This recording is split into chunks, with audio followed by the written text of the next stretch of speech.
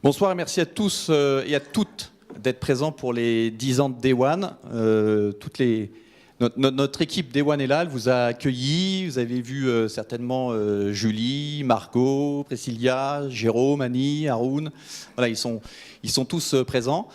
Je remercie plus particulièrement, bien évidemment, nos intervenants. Je vais démarrer par Nicole Notat. Donc merci d'être présente. Nicole Notat, comme on dit, on ne la présente pas, on ne la présente plus. Elle est présidente de Vigeo, mais on va en reparler tout à l'heure. Je vais faire très vite pour qu'on puisse rentrer dans le vif du sujet. Laurent Chohin, qui est à la gauche de Nicole Notat, qui est Global HR, directeur de Mazars au niveau mondial. Il va nous expliquer ce que c'est. Il travaille avec je t'expliquerai ce que c'est. Il travaille avec une population de 700 associés quand même au niveau mondial. Donc pour le capital humain, il sait ce que c'est, normalement. Non, il sait ce que c'est. Pierre Todorov, qui est secrétaire général du groupe PSA Peugeot Citroën. Merci Pierre. Qui avait aussi eu une carrière d'avocat. Et puis avant, il était secrétaire général au sein du groupe Accor. Et puis Gérard Caron, que je remercie d'être présent, qui est un des, si ce n'est le plus grand designer de France et même dans le monde. C'est le Alain Delon du design au Japon. Quand il va au Japon, c'est vraiment le Alain Delon. C'est qu'il y a des foules hystériques qui veulent écouter. C'est le gourou du design. Très vraisemblablement, mais comme il est modeste, il ne vous expliquera pas que la plupart des très grands packaging et très grands logos et très grandes marques, c'était le monsieur qui était derrière. Il a vraiment inventé ce métier-là en France avec une agence qu'il avait créée qui s'appelait Carré Noir, qui a vraiment été une des plus belles agences avant qu'elle se perde chez Publicis. Mais on ne va pas en parler ce soir. Un petit mot sur Day One avant de démarrer sur le vif du sujet. Day One, donc, à 10 ans. On s'est créé après l'assassinat d'Andersen, donc il a bien fallu qu'on se reconstruise. Et puis on s'est positionné avec un motto qui était, désolé c'est en anglais, qui était « There's always a day one for great achievements ». Et ça on y tient parce que avoir un day one, c'est-à-dire décider de ce qu'on va faire de sa vie, de ce qu'on va faire de sa stratégie, c'est quelque chose qui est important pour nous, c'est quelque chose que l'on vit pour nos clients. Donc on espère que nous, on a eu notre Day One, c'était il y a 10 ans. On considère que ce soir, c'est un nouveau Day One, on va vous l'expliquer. Ce nouveau Day One, on est reparti pour 10 ans avec un nouveau positionnement et une nouvelle stratégie. Vous nous direz si vous aussi, vous avez eu des Day One, des décisions, pas forcément en se regardant dans la glace pour savoir si vous êtes président de la République, mais peut-être pour créer et devenir entrepreneur. Il y en a dans la salle. Frédéric Dondieu, il a eu son Day One avec Arsène et Taxand, qui aura 10 ans l'année prochaine. Mais il y a eu plein de Day One. Et ça, c'est important pour nous parce que ça veut dire que ça change normalement ce que vous allez faire en termes de stratégie, en termes de développement personnel. Le deuxième point qui est beaucoup plus simple, c'est notre positionnement. On essaye d'aligner conseil en stratégie, organisation. On essaye d'aligner l'organisation avec la stratégie. Philippe Taupin se fait remarquer. Donc on essaie de travailler sur l'alignement entre l'organisation et la stratégie. Et comme vous le savez, on a travaillé beaucoup avec les services professionnels. On a tenté dans ce nouveau positionnement. Philippe Taupin, c'était mon patron chez Andersen, donc il a le droit de faire tout ce qu'il veut ce soir. Vas-y patron, je t'attends.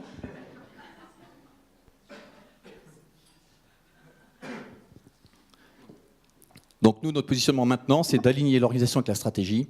On travaille toujours avec les services professionnels, mais on travaille de plus en plus avec les entreprises.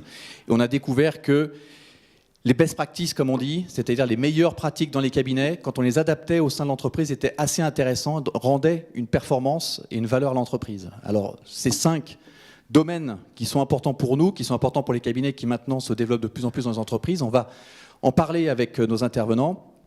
C'est vraiment les modèles, maintenant le modèle de Day One, de travailler sur 5 domaines immatériels qui sont le positionnement, donc la stratégie métier, la stratégie produit, la stratégie de marque, l'ADN, la stratégie client, le capital humain, l'organisation et la gouvernance, et enfin, tout ce qui est partage du savoir et l'innovation.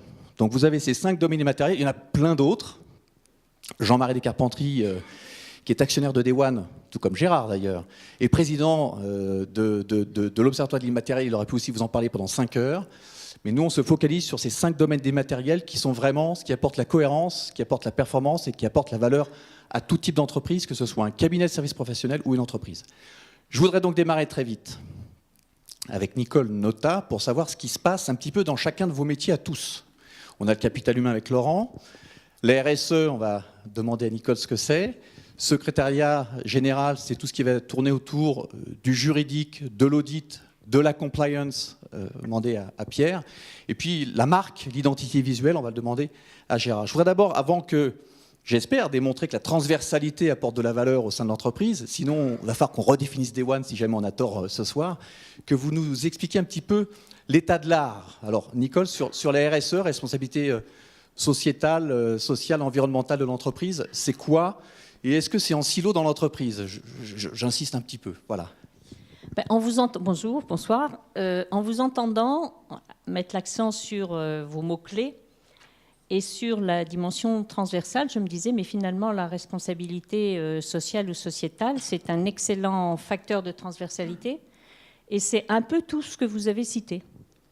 Et donc, finalement, je me dis qu'une entreprise qui cherche à redéfinir sa stratégie, qui cherche à s'organiser de manière optimum, qui cherche à innover dans ses produits, dans sa marque, dans sa relation avec ses fournisseurs, etc., dans la valorisation de son capital humain, et ben, tout ça, elle a des éléments des opportunités nouvelles qui s'offrent à elle si elle entre dans le domaine de sa responsabilité sociale et environnementale. Alors, une fois que je vous ai dit ça, ça peut un peu faire rêver, mais pourquoi ? Je dirais que si vous voulez, la responsabilité sociale de l'entreprise telle qu'elle s'est imposée ces derniers temps au fil des années, on va dire des 10 dernières années, hein, c'est un concept récent, c'est finalement l'idée que l'entreprise ne peut pas assurer une création de valeur, y compris financière durable, si elle ne pense pas sa création de valeur d'une manière globale. Et la création de valeur dans une entreprise de manière globale, il y a de la valeur dans du capital humain, qui devient la valeur immatérielle, mais encore faut-il la nommer, la toucher du doigt et avoir des éléments non seulement d'identification, mais de mesure de ce capital humain. Il y a de la valeur dans aujourd'hui de l'innovation de produits ou de process de production qui est protecteur de l'environnement, qui est sobre en énergie, qui gère les déchets, etc. Tout ça, c'est de la source d'innovation. Et puis, il y a aussi, au niveau de la marque, selon que l'entreprise est attentive à tous ces éléments, je dirais, à la fois immatériels et d'innovation, sa réputation, son attractivité se joue à travers tout ça. Et finalement, on retrouve aussi la question de la valeur de la marque derrière ces choses-là. Donc, au-delà d'un concept qui apparaît parfois un peu fourre-tout, un peu effet mode, c'est une excellente occasion de revisiter finalement quel est le rôle et la fonction, la finalité de l'entreprise et de la revisiter, non pas en disant « allez, c'est quoi pour le capital humain, c'est quoi pour la stratégie, c'est quoi pour les services achats, c'est quoi pour la communication ?»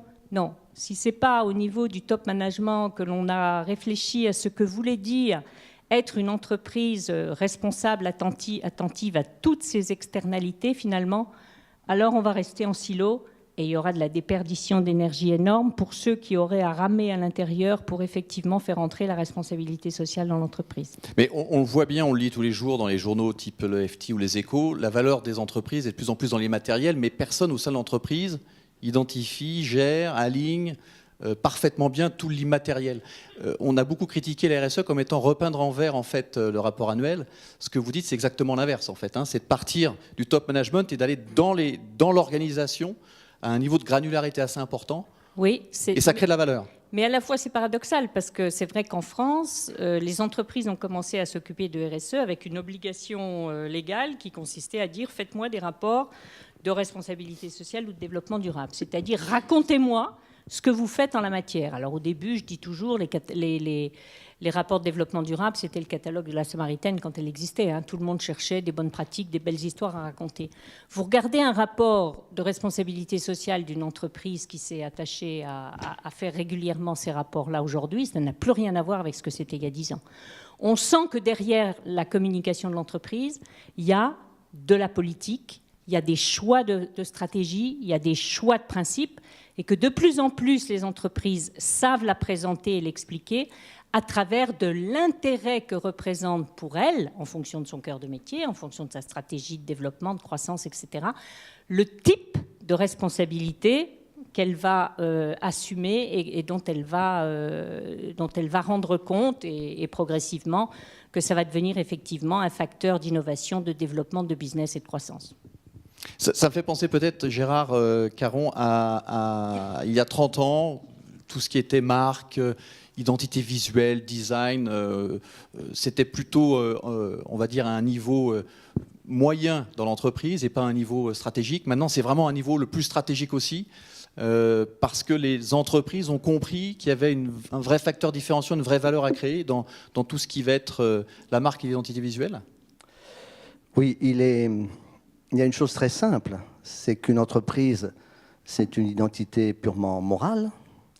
L'identité visuelle, le choix de la marque, le choix de sa visualisation, des applications dans tous les domaines, en interne comme en externe, c'est une façon de rendre cette personne morale, de la rendre physique, visible. Et donc ça a une valeur évidemment qu'on ne peut pas mesurer, ce n'est pas toujours standard, mais une valeur considérable, puisqu'on voit un certain nombre d'entreprises qui n'ont plus d'activité. J'en parlais avec Nicole Nota tout à l'heure, en disant, bien, si on prend l'exemple d'une marque comme Cadum, qui avait complètement disparu, une jeune équipe arrive, relance des produits, etc., avec cette marque qu'on pensait est une marque uniquement pour mamie. Eh bien non, c'est un grand succès et qui touche les jeunes populations. C'est simplement la magie de l'identité visuelle, de la communication qui avait été perpétuée à l'époque, hein, et qui était restée dans la mémoire des gens.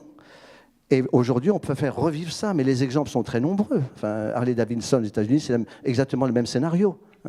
Et puis la petite Fiat 500, lorsque Fiat a lancé cela, nous sommes dans l'automobile, là. Ils pensent, ils disent, bon, peut-être qu'on va concerner que les gens... Il y a la DS qui est oui, en train bien de sûr, faire oui, tout à fait. un très beau parcours, Voilà. de nouveau. Oui, puis ce qui est troublant, c'est que la petite Fiat 500, ils disent, on va peut-être toucher les gens qui ont connu la véritable Fiat 500. Pas du tout. Ça touche les gens qui n'ont pas connu la Fiat 500. Mais cela dit, c'est quand même dans une sorte de folklore, dans un univers visuel. Ça fait partie d'une culture, d'un pays, ou d'une région, ou d'un continent, peu importe. Et donc, c'est là. C'est-à-dire que lorsqu'on donne un sens, je reprends de la valeur, je reprends votre terme, Nicole, on donne un sens à l'identité, à la marque. Quand je dis sens, c'est au niveau de la direction. On donne une direction, donc une projection. Et c'est cela qu'il faut faire. Surtout à une époque où il y a une concurrence redoutable, où tout est possible, où la notion de frontière ne signifie pas grand-chose. Donc, plus que jamais aujourd'hui, c'est essentiel, puisque maintenant, je ne discute qu'avec des présidents lorsqu'il s'agit d'identité visuelle et de marque. Lorsque j'ai débuté Carré Noir, ce n'était pas le cas. Oui. Laurent Chouin, vous travaillez sur un sujet, le capital humain, qui est un autre immatériel, qui est intéressant. Je vous vois toujours quand je fais les conférences, ça fait plus formel. Et puis, vous êtes dans une entreprise qui est un cabinet de services professionnels. Donc là, le capital humain, s'il n'est pas stratégique et au cœur, on a un problème. Comment est-ce que vous travaillez? Avant, vous étiez dans la banque, mais comment vous travaillez ce sujet-là? Dans la métallurgie à la fin des années 80, dans l'hôtellerie de luxe au début des années 2000, dans la banque entre 2005 et 2010. Je ne sais pas ce qui va arriver à Mazars, mais c'est le moment. Peut-être à main levée, je voudrais vous poser la même question que j'ai posée quand je suis arrivé il y a 3 ans chez Mazars. Qui ici a déjà dans son entreprise eu, sur un site web, où vous avez porté cette idée que l'homme, au sens générique du terme, est notre actif le plus important? Cette phrase. People are our most important asset. Est-ce que vos entreprises ont déjà affiché ça quelque part? Non, parce que c'est en fait Joseph Staline qui l'a dit en 1936 à l'ouverture du discours de promotion des cadres de l'Armée rouge. Première règle, toujours accepter la bonne idée, même si elle vient de la mauvaise personne. Deuxièmement, ça montre surtout une chose très importante, c'est que la question du capital humain, c'est une question d'abord qui participe d'un discours, mais pas forcément toujours d'une pratique. Et je tiens vraiment à signifier ça. Il y a une énorme différence en ressources humaines entre le discours que portent d'ailleurs des présidents de plus en plus aujourd'hui. Et ça, c'est bien. Le leadership de la fonction est de plus en plus porté par des gens qui ne sont pas les DRH, et c'est tant mieux. Mais attention, le vrai problème, c'est quand même la réconciliation. Et moi, ce qui me frappe beaucoup, et en arrivant chez Mazars, j'ai vécu ça. Vous savez, la caractéristique des PSF, vous le savez mieux que moi, vous y êtes depuis plus longtemps que moi, c'est en fait des sociétés non capitalistiques qui vivent de travailleurs du savoir, avec une caractéristique majeure. Moi, pour la première fois de ma vie, mon problème, ce n'est pas de gérer la rétention. C'est-à-dire que les modèles économiques des PSF supposent non pas la rétention, mais l'employabilité des gens. C'est-à-dire qu'il faut que les gens partent. Sinon, le système ne vit pas, mais surtout, votre business model est endommagé. Donc, en fait, La moyenne d'âge chez Mazars 28 ans, mondialement. Alors, Mazars, c'est dans 70 pays aujourd'hui. C'est le seul, je sais que j'ai des confrères dans la salle, vous savez de quoi je parlais. Depuis qu'Andersen a disparu, c'est en fait le seul acteur intégré. Donc, on est resté sur le modèle Andersen, en réalité, un modèle intégré, c'est-à-dire mutualisant et partageant 100% du profit et, accessoirement, distribuant 100% de ce profit en rémunération. C'est-à-dire qu'il n'y a pas de capitalisation, il n'y a pas de goodwill. On est une coopérative d'associés, 750 dans le monde, pour 13 000 personnes. Donc on est très petit par rapport à nos grands confrères, on est un 20e peut-être. La caractéristique importante sur le capital humain, pour moi, ce que peut-être on pourra discuter ce soir, c'est que il y a des moments dans une vie professionnelle, vous dites, tiens, mince, on est à des moments vraiment de plaques tectoniques, à des vraies ruptures. La vraie rupture, c'est quand vous parliez de capital humain, quand dans les années 80, il y avait un Français qui s'appelait Pierre Caspar, qui avait écrit un très beau livre là-dessus. Vous en parliez dans l'esprit de dire comment on valorise sur le long terme des gens qui vont rester. C'est-à-dire comment je valorise une ressource qui va rester dans l'entreprise de manière durable, avec un savoir-faire qu'il faut capitaliser. Et d'ailleurs, ma problématique, c'était de dire quel est le coût du développement et de la rétention de cette ressource. Et les bons DRH, c'était ceux qui arrivaient finalement à valoriser une ressource qui restait en la développant et en faisant en sorte qu'elle reste. On est en train d'assister, comme souvent dans les firmes de services professionnels, nous vivons l'anticipation de ce que d'autres entreprises vont vivre. J'en parlais avec Jean-Luc Verne quand on s'est croisé dans notre vie professionnelle, c'est-à-dire c'était PSA aussi pendant une dizaine d'années, Jean-Luc. Des entreprises aujourd'hui pas du tout préparées à ça, mais sont en train de se confronter à ce à quoi on est confronté, c'est-à-dire en réalité que le problème n'est plus de gérer la longévité, la pérennité de ressources, mais on est de plus en plus confronté à gérer donc l'employabilité, c'est-à-dire une manœuvre et donc un capital humain beaucoup plus fluctuant, beaucoup plus volatile, mais c'est pas grave. C'est pas grave. Enfin, c'est pas grave sous certaines conditions. Que partir ne soit pas un problème, premier sujet. Pour que partir ne soit pas un problème, ça veut dire que, par exemple, quand vous faites un plan de formation, eh bien, la question ne doit plus être à 90% de le focaliser sur former les gens dans leur poste. Autrement dit, si je le formule de manière très triviale, quand, mettons, une assistante vient vous dire « je veux faire des cours d'espagnol », la réponse du bon professionnel de formation avant, c'était de dire « ouais, mais enfin, est-ce que c'est utile dans le job, quoi ?» Ça, c'était le manager, la DPO, les systèmes vachement écrits. Eh bien non. Pourquoi ? Parce que si demain, je dois ajuster par l'emploi mon business model, j'ai plutôt intérêt à ce que les gens aient une employabilité, parce que je ne sais pas d'abord qui partira, et j'ai intérêt à faire en sorte que cette mobilité, cette ouverture, cette différence soit possible pour tout le monde, quel que soit finalement l'intérêt dans le job directement. Et ça, c'est très différent, ça a changé notre métier. Pour moi, le capital humain, c'est ça, c'est la petite dimension tout à fait nouvelle, mais fondamentale, et qui est un vrai changement de paradigme, c'est qu'il faut le gérer non plus par rapport à l'entreprise comme entité, à mon avis, mais il faut commencer à avoir une gestion beaucoup plus large, ce que d'ailleurs, au passage, les médias sociaux invitent à faire. Moi, mon pari personnel, c'est que dans 10 ans, il n'y a plus de DRH. Il y aura des animateurs de communautés de compétences, mais pourquoi vouloir avoir des fonctions qui captent dans l'entreprise des ressources qui ont envie de devenir plus Attention, volatiles. parce que je vous réinviterai pour les 20 ans de Day One, on vérifie ça. On a tous un Day One, et il risque d'arriver pour les DRH aussi. Merci. Et peut-être, justement, c'est pas grave ceux qui partent, surtout s'il y a une fierté d'appartenance à la marque. On a pu le vivre dans certaines entreprises. Je ne vais pas reciter Andersen, bien évidemment, même s'il y a plein d'amis d'Andersen qui sont dans la salle, mais il n'y a pas que des anciens d'Andersen. Pierre Todorov, donc vous êtes sur autre chose qui est aussi intangible, c'est les risques. Donc à la fois les risques juridiques, mais les risques aussi opérationnels. C'est aussi la gouvernance. Là aussi, on est dans le cœur de l'intangible et l'immatériel. Un petit point sur quel est le rôle aujourd'hui qui est grandissant du rôle du juridique, du rôle des risques, de la maîtrise des risques, du rôle de la gouvernance, avec, ça c'est notre point de vue au sein de Day One, avec le droit qui est plus maintenant en train de devenir un outil de compétitivité des entreprises plutôt qu'un frein à faire. Donc juste un petit point sur ces sujets-là, et puis après on va regarder si on a un peu de transversalité et si l'alignement fait sens sur l'ensemble de ces domaines. Alors pour vous répondre, je vais utiliser un mot qui je sais est très populaire chez Day One, mais que j'aime beaucoup aussi, c'est le mot d'alignement.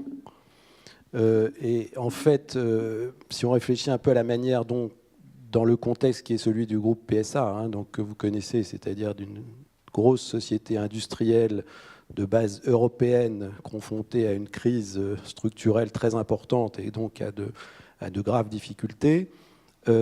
Comment, dans ce contexte difficile, concevoir le rôle de tout ce qui tourne autour du secrétariat général d'une entreprise?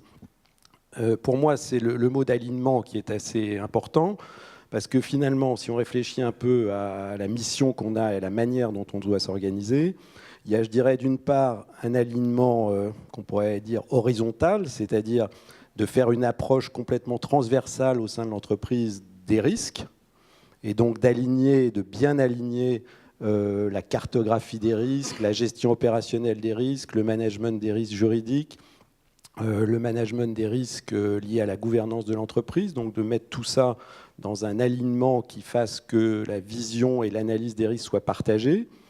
Et puis il y a une deuxième forme d'alignement qui est très importante et qu'on a, je dirais, un peu testé nous-mêmes in concreto au cours des derniers mois, qui est quand on s'engage dans une opération majeure, comme celle dans laquelle on s'est engagé en France s'agissant de la restructuration du groupe, de s'assurer qu'il y a un alignement, cette fois, je dirais, un peu circulaire, entre toutes les parties prenantes, que ce soit les actionnaires, le management, les salariés, les organisations syndicales, et puis aussi, donc en référence à ce que vous disiez tout à l'heure, toutes les parties prenantes, les gens qui nous observent, le monde extérieur, les médias, les clients aussi, puisque même si on est industriel, on est mass market, donc on est produit des biens de consommation, donc le regard des clients est très important.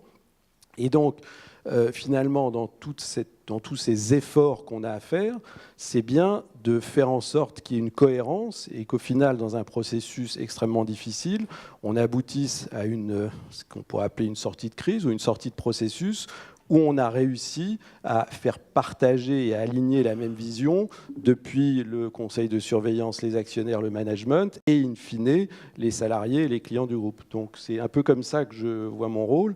Et encore une fois, cette problématique d'alignement me paraît absolument essentielle. On reviendra concrètement sur l'alignement et comment, d'un point de vue opérationnel, vous mettez en place le plan qui, je crois, s'appelle Rebond au sein de PSA, Peugeot Citroën, sans dévoiler, bien sûr, tout ce qui est confidentiel. Gérard, pour rester un tout petit peu sur... on a bien vu que ça partait de la stratégie, on voit que ça peut être de multiples sujets. En fait, non, c'est qu'un seul sujet, celui de l'alignement. Enfin, nous, c'est notre motto. Pour rester sur le positionnement, comment est-ce qu'on arrive à partir d'un positionnement stratégique, après un positionnement de marque, on parle aussi d'ADN d'une entreprise, pour après... une fois que ce sujet il est traité au niveau du président, il faut le descendre. Alors après, on en parlera avec Laurent, on en parlera avec Nicole. Il faut le descendre au plus bas, verticalement, horizontalement, au cœur de l'entreprise. Comment est-ce qu'on va faire en sorte de vivre cette identité visuelle, cette marque, ce positionnement, cet ADN? Bien, le top départ est toujours donné par l'entreprise. Ça, il ne faut pas oublier. Donc ça veut dire qu'il y a au départ une volonté d'aller dans une direction. Notre mission dans le design, c'est de donner un visage à cela, par des formes, par des couleurs, par des mots, par quelque chose auquel le public est sensible. Le public, quand je dis public, c'est aussi bien les équipes internes. Dans le cas de PSA, vous me disiez qu'il y a 100 000 personnes en France. Donc il faut aussi séduire ces gens-là. Ils sont également publics. Et puis bien entendu, le public extérieur à l'entreprise. Donc ça, c'est une condition. Et alors nos outils ne sont pas toujours des outils très faciles à exprimer. Parce que nous sommes tout de même, dans le design, nous avons une grande partie de notre travail qui touche le cerveau droit, c'est-à-dire le cerveau émotionnel, le cerveau irrationnel, le cerveau dit féminin. Ça ne veut pas dire que les femmes soient irrationnelles, mais enfin, c'est comme ça qu'on l'appelle. Et donc ça, c'est assez difficile à mesurer et surtout à faire passer à l'entreprise. Parce qu'on me demande souvent de faire une identité visuelle qui correspond à ce critère 1, 2, 3, 4, 5, 6. Oui, mais ça ne marche pas comme ça en vérité. Il faut qu'il y ait une sorte une attirance, quelque chose qui dit, ah oui, ça, un coup de cœur, que le public en face, c'est-à-dire que disent, j'ai envie d'y aller ou je me reconnais dans cette marque. Et ça, c'est très difficile. C'est-à-dire bien sûr, on s'appuie sur des études qualitatives, mais Il y a des identités, comme il y a des produits, comme il y a des automobiles au design qui sont réussis, d'autres qui sont moins, hein, et pourtant tous les tests ont été positifs. Donc nous sommes sur ce registre-là. C'est assez difficile à évaluer. Ce qui veut dire qu'avoir de l'expérience dans ce domaine, c'est plutôt une bonne chose parce que c'est rarement une question de créativité. Alors le faire descendre dans le public, qui est le groupe, qui est l'équipe, qui est l'entreprise, je dirais, là, c'est une affaire de management. Hein. Moi, je peux conseiller, mais je ne peux pas aller beaucoup plus loin en fin de compte. Ce qu'il y a, c'est qu'il faut trouver des astuces, des moyens, des moments pour que le personnel s'approprie cette nouvelle entité. Car c'est le personnel qui va l'apporter à l'extérieur. Il faut qu'il y ait je crois que le mot a été utilisé tout à l'heure, et il faut qu'il y ait une sorte de fierté à porter ce drapeau. C'est un drapeau. Il n'y a aucune activité au monde, qu'elle soit philosophique, religieuse, commerciale, que ce soit, sans drapeau, sans logo. Donc. On va sur la Lune, qui est une aventure extraordinaire. C'est l'aventure du siècle dernier. Qu'est-ce qu'on fait ? On fait des premiers pas hésitants. On plante un logo. Un drapeau, c'est un logo. Parce que oui, le premier pas pour l'humain, un grand pas pour l'humanité, mais à condition qu'il soit américain. Et c'est logique, ils ont pris tous les risques. Hein. Mais c'est bien ça. Donc, il ne faut pas se tromper sur le sens de ce signe, parce qu'après, on se le garde pour un certain temps. Hein. On ne peut pas changer d'identité visuelle tous les 2-3 ans. Hein. Parce que son efficacité vient avec la répétition. Mais ça va à l'encontre de ce que l'on dit aujourd'hui, qui est tout va de plus en plus vite et qu'un exercice, c'est presque 4 années en fait par rapport à il y a 10 ans. Et donc il faut toujours aller plus vite et plus vite et plus vite. Et vous, ce que vous dites, c'est surtout pas en termes de positionnement de marque. Il ne faut pas aller plus vite, il faut aller dans le temps. La répétition qui crée la réputation et donc installer dans l'univers à la fois interne et externe cette identité. Oui, évidemment, tout est relatif, parce que ça dépend. Qu'est-ce que ça veut dire vite dans ce domaine, dans mon domaine ? Et il y a, lorsque j'ai débuté Carré Noir, un logo, une identité visuelle d'entreprise, ça a duré 30, 40 ans. Aujourd'hui, ça dure 10 ans, c'est bien, et très souvent, on fait un petit, comme on dit, lifting entre-temps. Hein. Enfin, celui que j'ai créé pour PSA, Peugeot, Citroën, il a plus de 10 ans. Nicole Notat, sur cette notion de descendre, hein, on a vu qu'il fallait positionner tous ces sujets-là au niveau du top management, mais après de le descendre, de faire cette conduite du changement, de faire en sorte que ça soit dans l'ensemble des opérations. Et puis après, je voudrais aussi savoir jusqu'où ça va, les publics. On a parlé de parties prenantes. Je trouve que ce qui évolue aussi, c'est qu'on va au-delà de l'entreprise dans les parties prenantes. Alors bien sûr, on a parlé des actionnaires, on parle bien évidemment des salariés, on parle des clients. Mais on parle aussi des sous-traitants de plus en plus. Et on va le voir aussi avec Pierre sur tous ces sujets qui veulent dire à la fois risque, qui veulent dire adhésion, qui veulent dire fierté, qui veulent dire contrôle. Donc comment est-ce qu'on travaille avec l'ensemble de ces parties prenantes-là sur ces sujets-là qui sont importants ?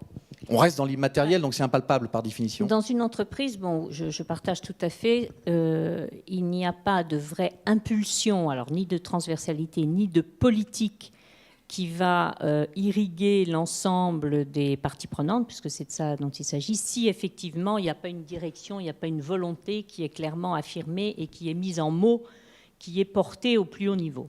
Mais pour que ça arrive, ce n'est pas un jour les hauts niveaux qui se réveillent le matin puis qui se disent « Tiens, mais aujourd'hui, je vais m'engager avec ma partie prenante client d'une manière différente, avec mes clients et mes fournisseurs, avec les territoires sur lesquels je suis engagé. Je vais penser que j'ai peut-être des risques de violation des droits humains au fin fond du monde, là où j'opère également. » Il se peut que ce soit aussi la conséquence d'une belle crise, d'un bel électrochoc, qui a fait qu'une forte controverse, un contentieux, y compris juridique, peut du coup faire que l'entreprise se dit « Tiens, finalement, je dis toujours la responsabilité sociale, c'est plus que respecter la loi et la légalité.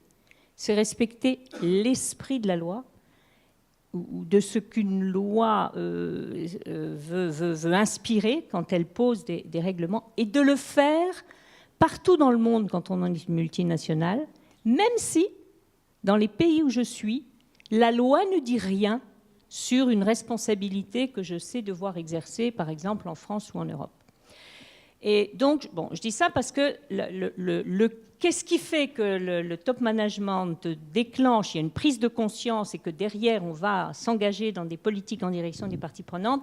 Ça peut être quelqu'un qui est inspiré ou qui historiquement a un ADN, une culture qui fait que c'est dans les gènes de l'entreprise depuis toujours. Et là, bon, ça peut être plus facile. Encore que des fois, on s'endort, on pense que c'est là, mais c'est peut-être plus là.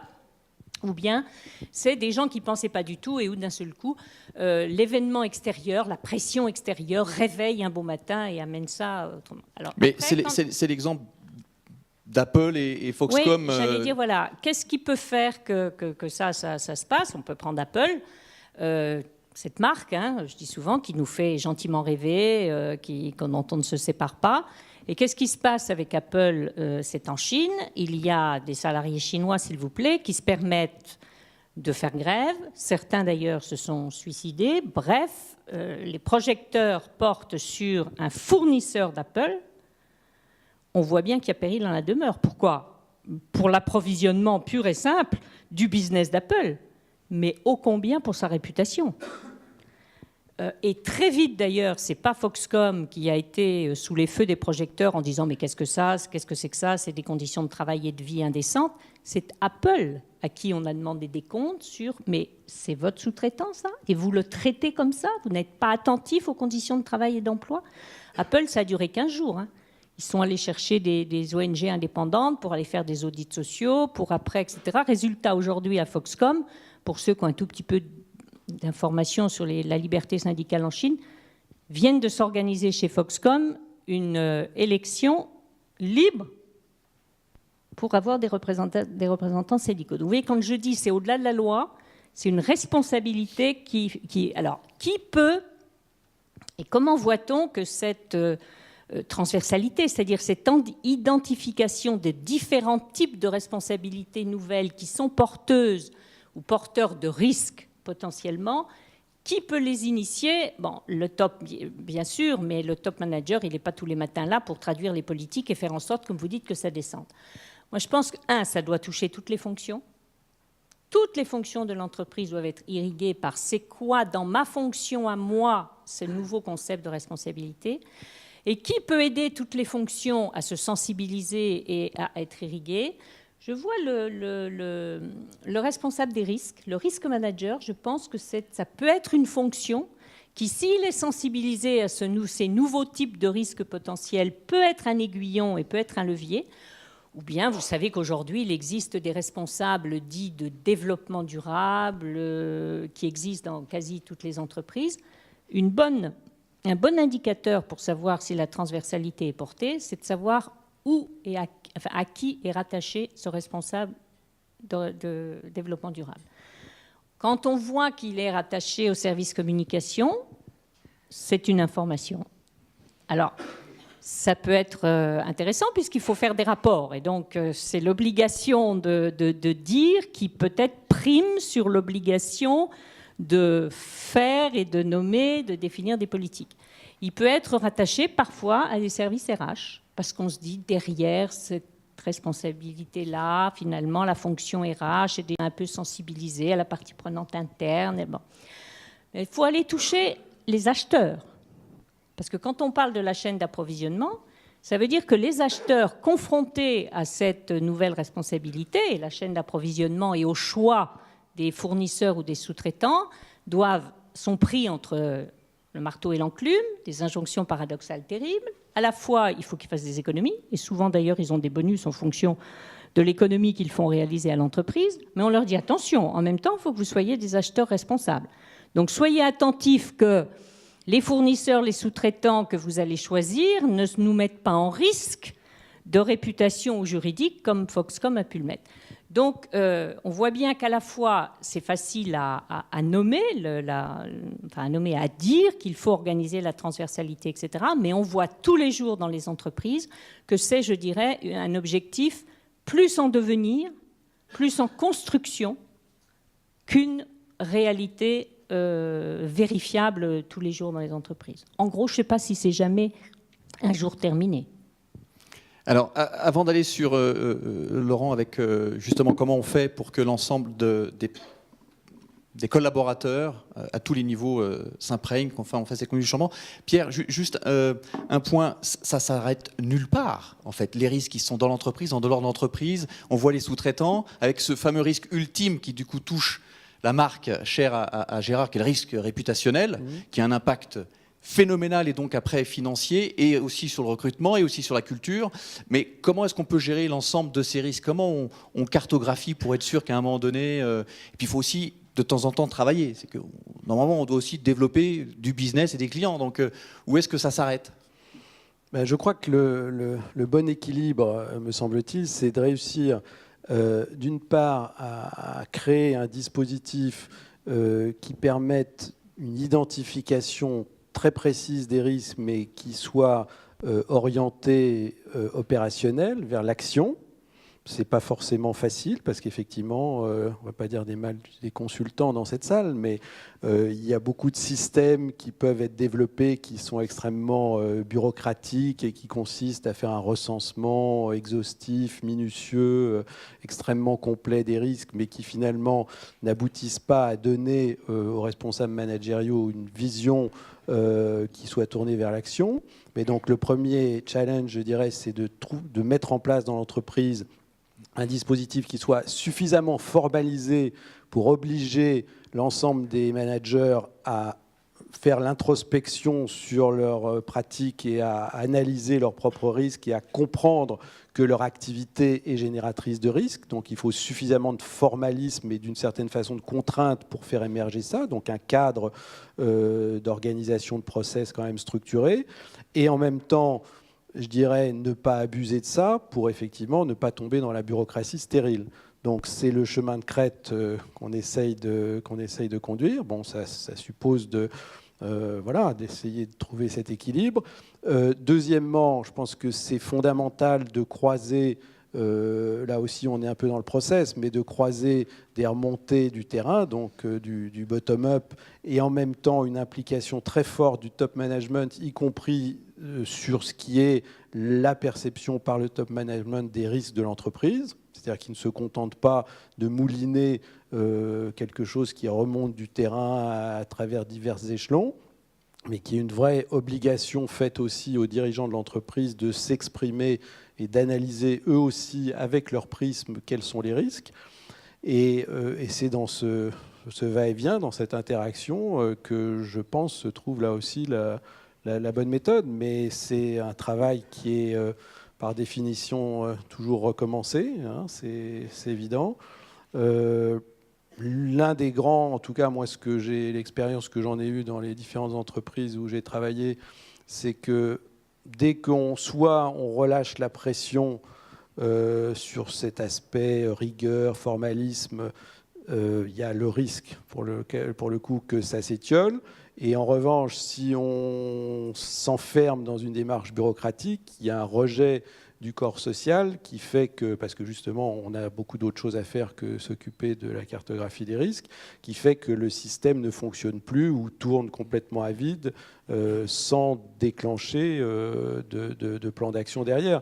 Donc la manière dont nous on essaye de l'appréhender, et ça revient à ce que je disais tout à l'heure, c'est de faire en sorte que la démarche d'identification des risques elle soit complètement articulée et complètement cohérente avec tout ce qui va autour, c'est-à-dire par exemple l'audit, donc le contrôle, qu'elle s'articule aussi avec la prévention des risques au sens opérationnel, donc avec des plans d'action, que dans la manière dont les directions juridiques travaillent, s'organisent, etc., elles aient aussi le même cadre conceptuel pour que tout ça fasse un ensemble qui fonctionne et pas juste une sorte de juxtaposition de processus complètement indépendants les uns des autres.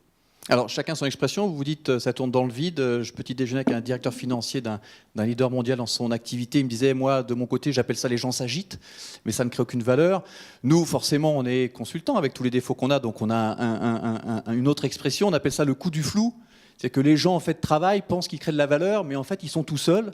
Et puis, rien n'est aligné avec l'ensemble de l'entreprise. Et puis, on peut effectivement tourner dans le vide ou s'agiter sans faire grand-chose. Comment est-ce qu'on fait en sorte, quand on a 13 000, c'est ça, 13 000 personnes, collaborateurs, qui font le produit, ils sont le produit, ils sont l'intelligence, ils sont véritablement la valeur ajoutée.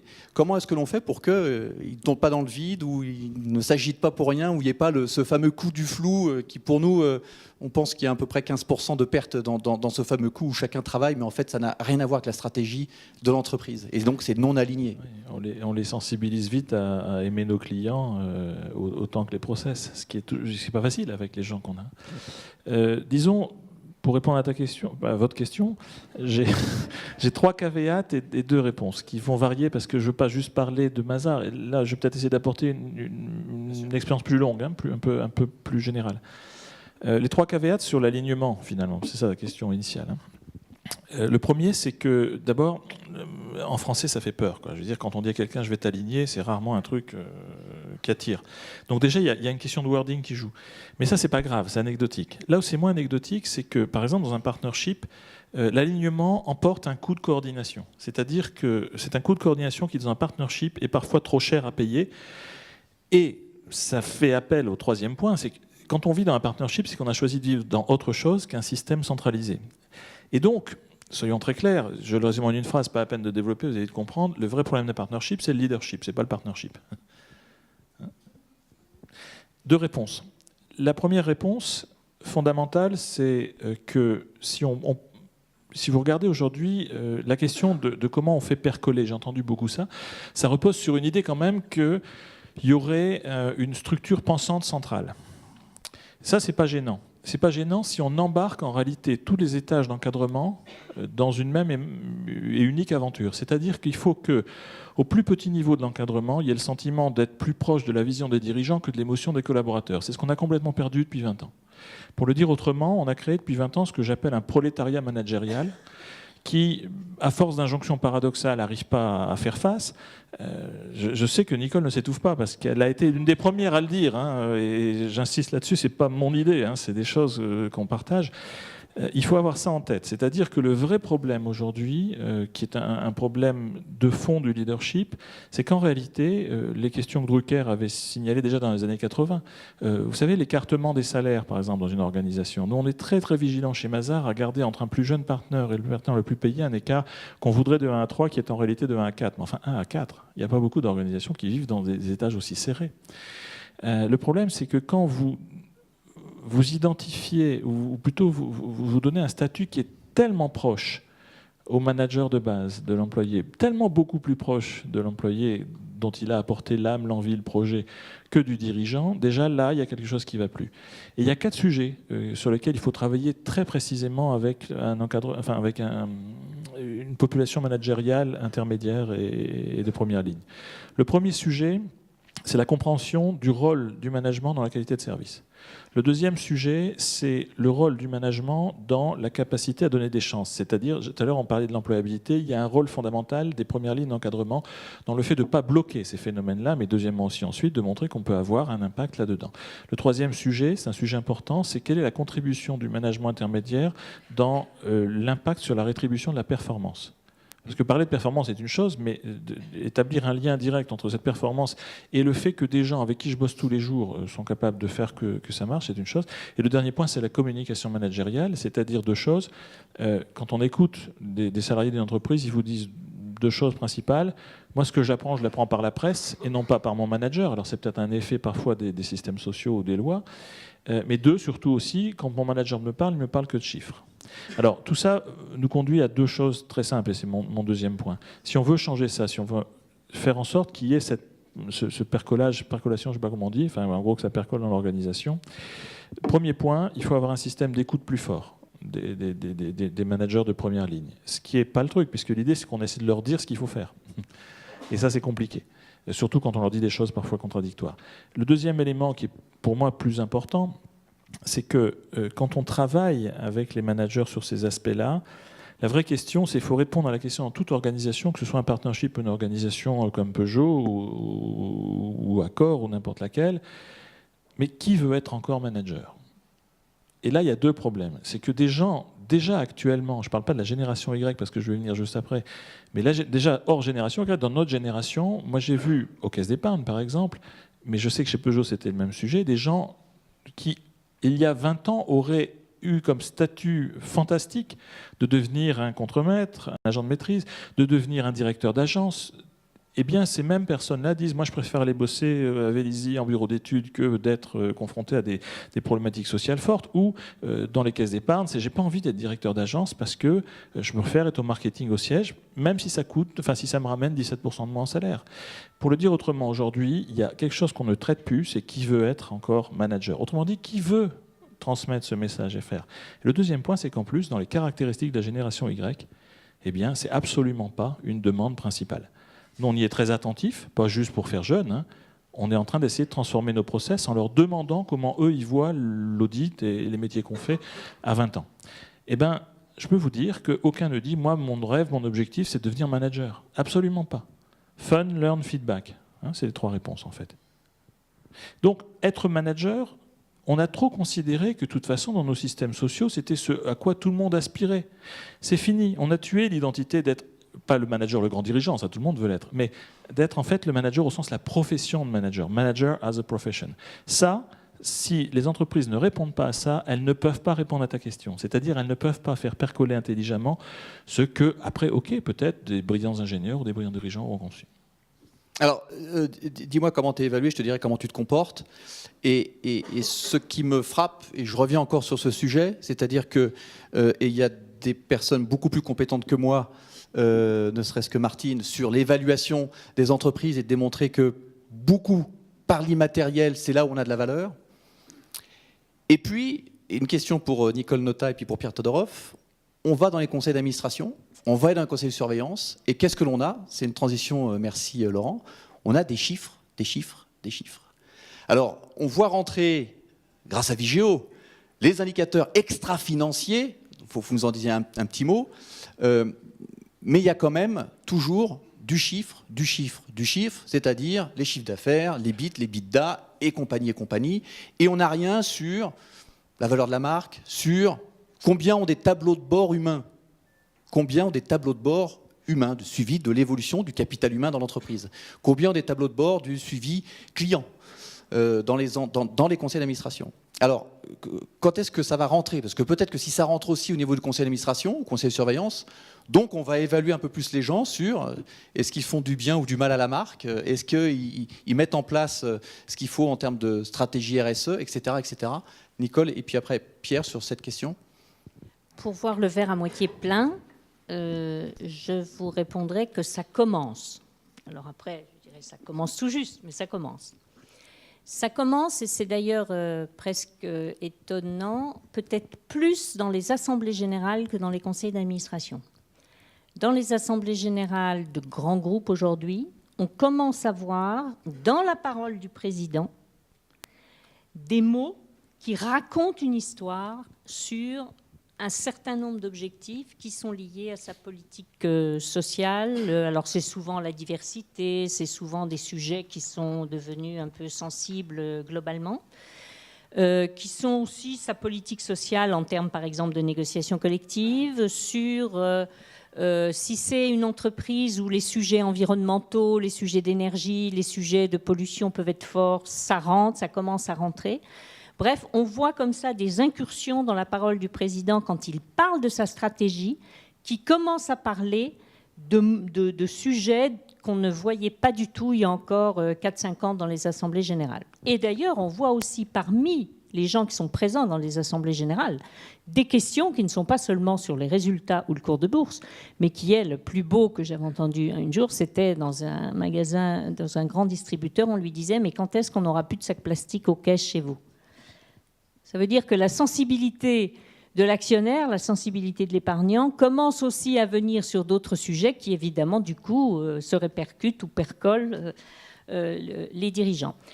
Les conseils d'administration, ça commence aussi d'abord dans l'évaluation que des agences comme nous, dites extra-financières, faisons. Donc, ce qu'on évalue, je ne vous ai dit pas les résultats financiers, mais on évalue finalement la politique que mène l'entreprise en direction de ses salariés, en direction du respect des droits humains fondamentaux, la politique qu'elle mène en fonction de ses clients, de ses fournisseurs, de ses sous-traitants, qu'elle mène en fonction aussi sur les territoires sur lesquels elle est implantée, sur bien sûr tout l'ensemble des enjeux environnementaux qui seront les siennes, mais aussi l'analyse de la gouvernance, car les actionnaires sont quand même une partie prenante non négligeable. C'est mieux d'avoir un bon EBITDA que de ne pas avoir un bon EBITDA.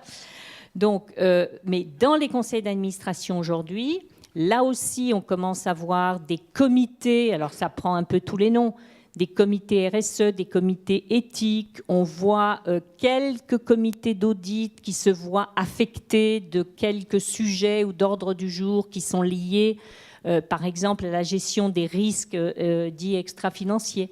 Donc ça commence aussi à monter et on commence à avoir des conseils qui demandent à connaître le résultat de l'évaluation extra-financière des agences que nous sommes pour la faire partager à des conseils d'administration. Mais enfin, ça, je ne peux pas dire que j'ai assez de doigts pour le moment pour vous dire le nombre de fois où ça existe. Mais j'ai de l'espoir puisque je sais qu'en France, par exemple, il y a une mission qui vient d'être donnée, le président de la République ayant donné comme objectif à ses missionnés en question de réfléchir à la promotion de la responsabilité sociale et à l'obligation de publier ses résultats extra-financiers. C'est l'idée, et ça, honnêtement, moi, ça me semble bougrement intéressant. Je ne sais pas si on le partage tous, mais c'est l'idée qu'on ne réduit pas la connaissance et la performance d'une entreprise ou la valeur d'une entreprise à ses seuls résultats financiers ou à son seul cours de bourse, mais qu'effectivement, il vaut mieux regarder la deuxième face de la médaille et que le complément de la connaissance de l'entreprise, voire de la valeur que je peux détecter ou du risque que je peux aussi détecter, c'est aussi de voir l'ensemble de ces politiques à l'ensemble de toutes ces parties prenantes. Et ça, si on commence à considérer que ça devient progressivement systématique, je veux connaître les résultats financiers, mais je veux aussi connaître les résultats extra-financiers, il me semble qu'on fait un pas sérieux dans un équilibre renouvelé, je vais dire ça comme ça, entre la maximisation de la valeur pour l'actionnaire, pour dire des gros mots, et puis la valorisation aussi de la valeur pour les autres parties prenantes. Pierre Todorov, sur l'extra-financier, et puis je crois que Nicole Notat a prononcé des mots de comité, et notamment des comités transversaux. Je crois qu'il y a un comité CO2 qui est important et qui est très important pour votre industrie, et qui est au plus haut niveau d'ailleurs de l'entreprise, qui mélange. Et puis il y a des sujets qui démontrent chez vous tout ce qui va être la mise en place de cet aliment dont vous parlez tout à l'heure, les contrats d'objectifs. Alors d'abord, si vous pouvez nous en dire un mot, parce que je pense que c'est assez intéressant ce que vous avez mis en place au sein de PSA Peugeot Citroën. Un mot sur l'extra-financier, un mot sur ces fameux comités. Sur l'extra-financier, ce à quoi on a été confrontés, parce que le constat que vous faites évidemment est exact, hein, il y a une prévalence du financier, disons, dans les organes de décision de l'entreprise, c'est évident. Nous, ce qu'on a essayé de faire, c'est de remettre, en plus, compte tenu du contexte dans lequel on est, de remettre le produit et la techno vraiment au centre du jeu. Et donc, aussi bien au niveau du conseil de surveillance, qui maintenant, une fois par an, se réunit dans notre centre d'essai et passe 2 jours à parler bien sûr de stratégie, un petit peu de finance, mais surtout à voir des produits, à voir des prototypes, etc. Donc de même au niveau du comité de direction générale, qui lui se réunit tous les mois pendant 2 jours, on passe une de ces 2 journées dans notre centre de recherche de Vélizy à voir des voitures, à voir les nouveaux modèles et à travailler sur des problématiques de marque. Et je dirais au niveau plus général de l'entreprise, on a lancé toute une action qui fait que les directeurs des 2 marques, hein, Peugeot et Citroën, se sont lancés dans une sorte de campagne, je dirais, électorale, de prosélytisme, en organisant dans toute l'entreprise, dans les usines, dans la R&D, etc., des sessions pour présenter à des gens qui, dans leur travail quotidien, n'ont pas forcément de rapport avec le commerce automobile, pour leur présenter la promesse client des marques. Donc il y a une sorte de travail de longue haleine, si vous voulez, d'aller diffuser très concrètement, aussi bien dans les usines que dans la R&D et dans les services supports, qu'est-ce que ça veut dire la promesse aujourd'hui de la marque Peugeot et de la marque Citroën pour un client. Donc vous voyez, c'est vraiment l'idée qu'à tous les niveaux de l'entreprise, ça puisse infuser et qu'on ne se contente pas d'être dans les chiffres et les statistiques. Des exemples concrets sur le contrat d'objectif qui est assez intéressant, parce que c'est vraiment une déclinaison physique si je puis dire.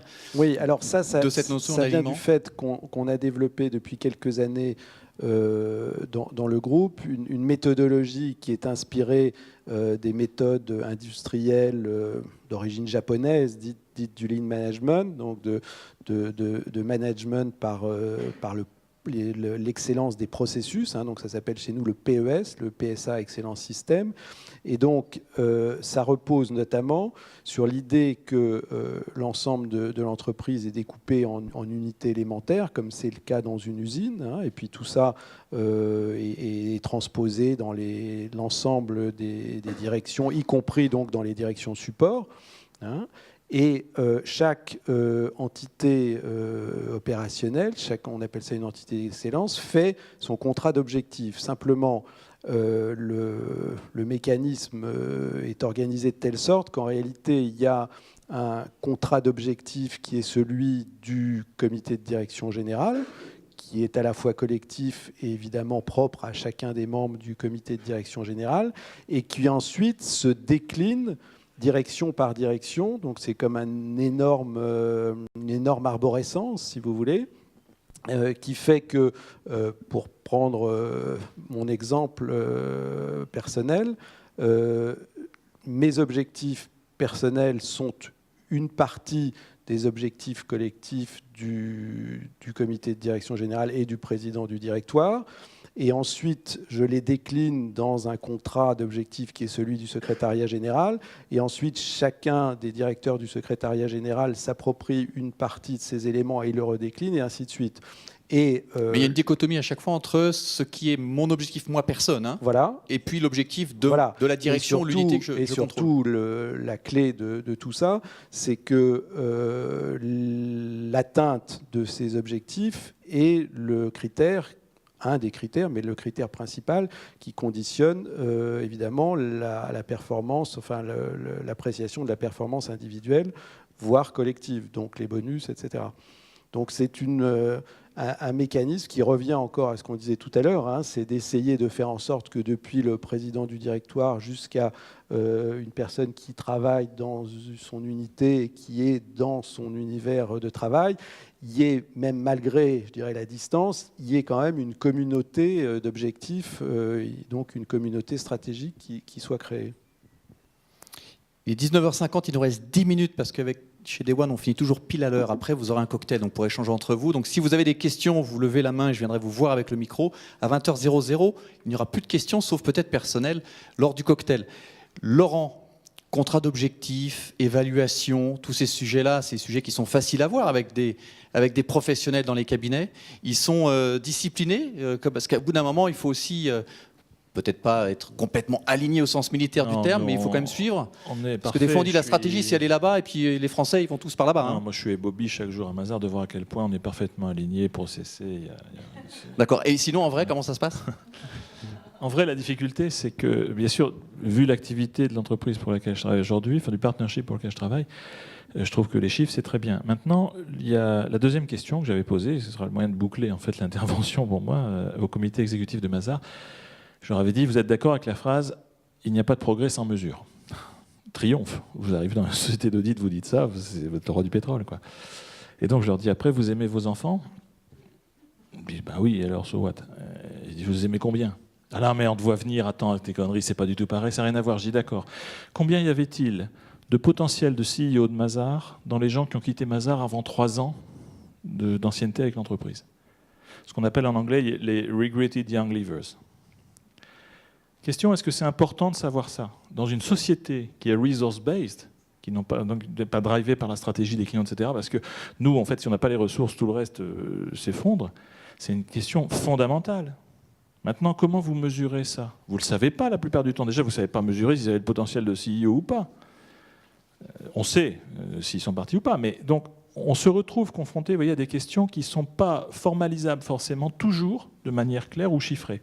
Et pour autant, et c'est toute la difficulté de ma partie de métier, de ta réponse dans tes 5 bulles, j'allais dire, celle-ci est difficile pour ça. Ça ne veut pas dire qu'il ne faut pas mesurer, ça veut dire qu'il faut justement créer des systèmes intelligents de mesure. Pour être très honnête d'ailleurs, chez Mazars, pour répondre directement à ta question, mon vrai problème avec 70 pays intégrés, C'est pas le process, c'est le data mining. C'est-à-dire qu'en fait, je peux mettre au point tous les tableaux de bord que je veux en RH.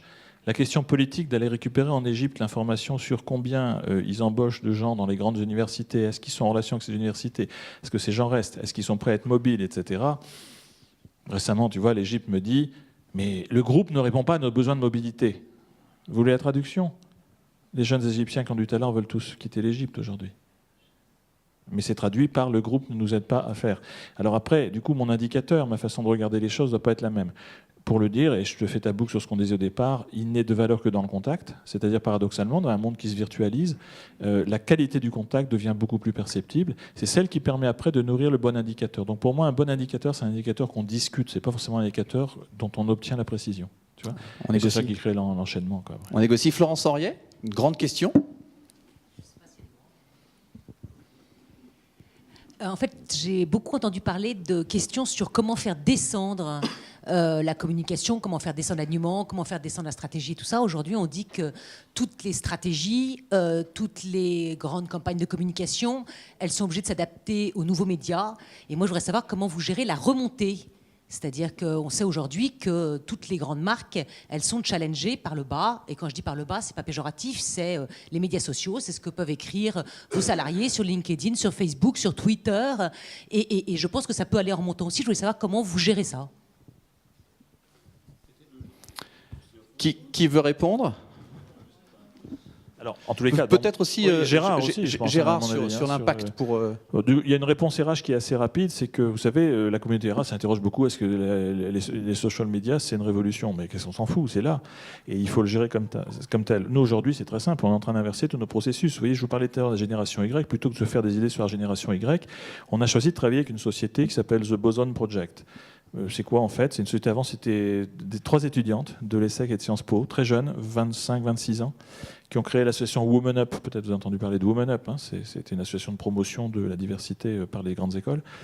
Et elles se sont dit maintenant il faut gagner notre vie. Donc elles ont créé leur start-up, c'est simple. En fait, Mazars a choisi d'être le premier client de cette start-up. Pourquoi ? Parce que plutôt qu'interroger nous, nos jeunes, on va leur demander à elles, qui sont de la génération Y, de poser les questions qui leur semblent bien. Et après, on verra bien ce qui remonte. Donc nous, en fait, on est en train d'inverser tous nos process, justement. Alors, pas toujours simple d'expliquer aux partenaires qu'on le fait comme ça, mais ils le comprennent bien. Et en plus, si on raconte une histoire entrepreneuriale, chez Mazars, ça marche. On est en train d'inverser tous ces process parce qu'on y accorde énormément d'attention. Ça ne veut pas dire juste le risque réputationnel, etc. Nous, ce qui nous importe plus, c'est l'écoute pour transformer l'organisation, j'allais dire. Après, le risque réputationnel, là, c'est plus Gérard qui peut répondre, je pense, que moi. Gérard, sur l'impact des réseaux sociaux, pour simplifier la question de Florence. Alors, que ce soit bien clair, je travaille sur l'application d'une image de marque et non pas sur la stratégie de l'image de marque. Ce qui veut dire qu'Internet, c'est un support comme un autre. C'est-à-dire qu'un support qui doit apporter les valeurs que nous avons visualisées, couleurs, formes, etc. Et toutes les applications que nous faisions au départ sur les points de vente, sur les produits, sur les manifestations de la marque, sur ces événements, aujourd'hui sur les réseaux sociaux, etc. Sur le contenu de ce qui remonte et de ce qui est dit, là, moi, je ne peux pas intervenir. Ce n'est pas mon domaine. En revanche, je veille à ce que l'image des sites, l'image de tout ce qui peut être sur l'Internet de la part de l'entreprise soit cohérent avec l'ensemble. Il ne faut pas qu'il y ait de rupture, je vais dire le mot, visuel de la communication de l'entreprise. Parce que sinon, c'est comme un tuyau d'eau ou de gaz percé. Et là, comme on touche des clients qu'on ne touchait pas toujours avant par ces réseaux-là, d'où nécessité justement d'être très cohérent, de façon à respecter les racines de la marque. Vous savez, une marque dans mon domaine, c'est pas très compliqué, c'est simplement une histoire, l'ADN, quels sont les 3, 4, 5 mots qu'il faut toujours retrouver et que je dois illustrer. Et quels que soient les supports pour cela, il faut toujours qu'on le retrouve. Et quelle que soit aussi la clientèle, la cible qui regarde. Ce qui est fascinant avec les nouveaux réseaux sociaux, c'est que tout le monde y a accès. Et pas uniquement la cible pour laquelle a été créée l'identité visuelle. Donc ça, c'est un changement presque de dimension considérable. Sans compter que l'Internet, l'écran, apporte une nouvelle perception des couleurs. Ne serait-ce que cela. Les mots, non. ce sont toujours les mêmes mots. La rapidité, la vitesse, le côté image démodée très vite, là ça accélère le phénomène, on en parlait rapidement tout à l'heure. Mais les jeunes aujourd'hui perçoivent les couleurs différemment parce qu'ils sont soumis à des millions de couleurs. En fait, l'œil n'est pas capable d'en percevoir des millions, mais bref, c'est un peu ça. Or, les couleurs portent un sens, une signification. Donc c'est là où nous avons plus de difficultés et on doit être très vigilant et suivre ces phénomènes-là. Je voudrais revenir sur les questions de gouvernance, Nicole Notat, et sur cette notion d'indicateurs extra-financiers et des suivis et des investisseurs aujourd'hui qui de plus en plus regardent à investir auprès d'entreprises qui sont socialement responsables, etc. Comment cette tendance est en train d'arriver, d'évoluer? Est-ce que ça va révolutionner l'investissement? Est-ce qu'ils y croient ou est-ce que c'est un effet de mode? Et qu'est-ce qu'ils regardent véritablement? Parce qu'ils aiment bien l'EBITDA quand même, les investisseurs. Les cash flows. Mais nous aussi, mais c'est parce qu'ils se développent qu'ils nous permettent aussi d'avoir un EBITDA positif. Donc les investisseurs aujourd'hui, c'est vrai, ou les gérants d'actifs, et c'est ça aussi qui est un facteur, je dirais, qui est quand même assez, entre guillemets, je ne sais pas si c'est subversif ou révolutionnaire à l'heure où l'on connaît les dérives et les démesures de la finance. Ce sont des investisseurs qui, au début, ont fait ça comme une innovation sympathique à quelques-uns, puis c'est devenu une analyse d'investisseurs analysant leur contexte et leur environnement socio-économico, mondialo, etc., dans lequel ils investissent, considérant qu'ils avaient désormais, eux aussi, besoin de connaître, en plus, je dirais, de leur analyse classique du ratio risque-rendement qui précède tout choix d'investissement, de compléter cette analyse-là par une analyse de la détection d'opportunités ou de risques qu'un émetteur peut déceler par notre intermédiaire, puisque c'est notre recherche qui leur permet de l'identifier, disent-ils, pour assurer dans la durée la sécurité du placement ou maximiser la maîtrise du risque sur le placement en question. Alors c'est la bonne nouvelle parce que ça veut dire que c'est des investisseurs qui ne sont pas sur une logique de hyper court terme et de rendement automatique très élevé. Ils ont la responsabilité d'assurer les rendements de leur investissement, c'est leur job et c'est normal, mais ils le considèrent davantage dans la durée et pour assurer cette rentabilité, cette sécurité dans la durée, ils considèrent désormais qu'il y a deux volets complémentaires à leur analyse, le financier et l'extra-financier. Et aujourd'hui, on parle quand même de plusieurs... Il y a plusieurs investisseurs au niveau mondial qui signent ce qu'on appelle les principes de l'investissement responsable et qui disent ça. C'est en tant que fiduciaire que nous devrons de plus en plus intégrer à notre analyse d'investissement des facteurs qu'ils appellent ESG, c'est E, environnement, S, social et G, gouvernance. Est-ce que, puisque Laurent a fait une prophétie à 10 ans, est-ce qu'on ne peut pas en faire une autre à 10 ans que les compétences que vous représentez tous ici soient demain au conseil d'administration? Parce que j'imagine bien que si j'avais face à vous un président, un CFO, il serait assez challengé. Alors, Pierre y est. Mais sur les autres sujets, la RSE, le capital humain, la marque, l'identité visuelle, tous ces sujets donc d'immatériel, est-ce que vous pensez que ça va rentrer au conseil d'administration, va être poussé? Peut-être que d'ailleurs Dominique de la Garandrie pourrait nous en parler avec plus de... Un mot tout à l'heure. Et Dominique, c'est moi qui pose les questions maintenant. Mais j'ai surtout une question. Parce qu'il y a un désamour pour les entreprises, je crois qu'on en est tous conscients. La discussion qu'il y a ici laisse penser que nous allons vers des entreprises vertueuses pour celles qui adopteront ce chemin-là. Et je ne peux pas ne pas rapprocher cette réflexion de l'étude de l'Institut Montaigne sur l'économie libérale et la désaffection, la défiance d'une part des populations, c'est-à-dire de la France, pour l'économie libérale, mais aussi, encore plus avec un décrochage, le secteur privé, et encore un décrochage pour nos magistrats. Par conséquent, est-ce que la démarche dont vous parlez, cette démarche vertueuse, peut inverser la tendance de la défiance ? Nicole? Non, Merci, je ne crois pas qu'elle peut suffire, bien sûr, à inverser la tendance de la défiance, mais je pense que dans le rétablissement de la confiance, c'est une dimension et un facteur à ne pas négliger. Et c'est, en fait, quel est le vrai indicateur de rétablissement de la confiance? C'est la capacité de quelqu'un à croire ce que quelqu'un raconte. Le gros sujet aujourd'hui, c'est que plus personne ne croit plus personne. Puis, enfin, je ne sais pas si vous voyez dans le contexte, là, ça devient de plus en plus dur. Bon, donc, mais le sujet est bien celui-là. Et en fait, c'est d'être en capacité de dire, mais de prouver ou d'authentifier. Et je crois que tout ce qui ira dans le sens de la formalisation de l'engagement, mais qui n'est pas que de l'intention, qui n'est pas que de la déclaration, qui n'est pas que de la profession de foi, et qui s'accompagne véritablement de preuves, de démonstration à cet engagement et d'authentification que tout cela est effectivement pas seulement des mots pour vous séduire ou pour vous empapaouter, là je pense que c'est de nature à reconstruire la confiance. Laurent? Oui, juste pour ajouter un mot, puisqu'on avait démarré sur Staline, c'est votre question.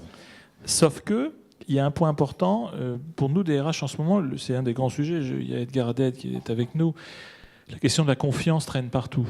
Le vrai sujet, c'est quoi les paramètres de la confiance? Et alors, malheureusement, il y a des réponses qui ne vont pas forcément dans le sens de ce qui arrive. Par exemple, la transparence n'est pas un fait corrélé à la confiance. C'est pas la transparence qui motive qui que ce soit.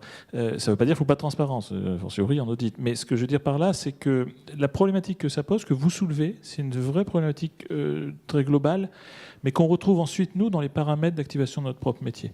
Donc c'est une vraie question, elle n'est pas juste philosophique, elle est réellement opérationnelle.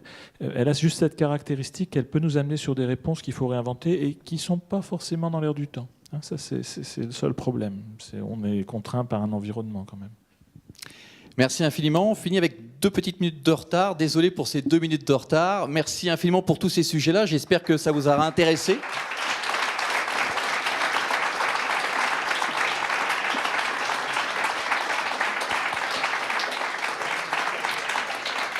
Et puis on vous invite à boire du tangible, une belle coupe de champagne, à ce que vous voulez. C'est bien tangible. On vous retrouve dans 10 ans, mais certainement... Nos clients, on les retrouve dès demain matin au plus tôt, bien évidemment. Merci à tous d'être venus. Passez une excellente soirée.